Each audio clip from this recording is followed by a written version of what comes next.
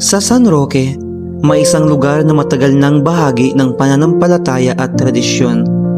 Isang lugar na tinatawag ng mga San Roquenon na pariguan ni Senyor San Roque. Para sa maraming deboto, ang tubig nito ay bahagi ng kanilang pananalig at kagalingan at ginhawa. Dito, may mga panalangin tahimik na binigkas at buong pusong ipinagkakatiwala kay Senyor San Roque. Ako ay si Neri Orpeza, nakatira sa Pambuhan, Tawi-Tawi. An ako pagkadi, pag pinanaad sa kabataan nga diri na pagsinakitan, naluoy man San Roque. Ngasta naman lang kami yan na naaarog. Naluoy man San Roque nga, tangkod man amo pagsaad sa kanya na tanggal as mga sakit. Tikang man la sa bata pa kabataan pag pinanaad nga.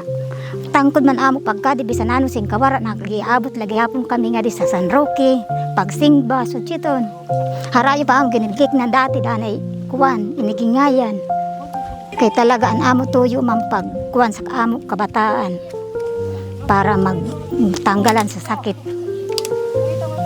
Sapagkat ang pariguan ay hindi lamang isang lugar na pinupuntahan. Ito ay isang lugar kung saan nagtatagpo ang pananampalataya, pag-asa at tradisyon. At sa bawat pagdalaw, isang tradisyon ng patuloy na nabubuhay at naipapasa sa susunod na henerasyon. I'm Daya Lindolay from Selvino Lobos. Nagtikang po kami pagkadi, sandito pa, kasi na yung nakbata. Talaga nga, ungod talaga nga panaran talaga nga di. Tapos, pag magkuwang ka talaga, parang pag halimbawa po, may hirana at may mga sakit.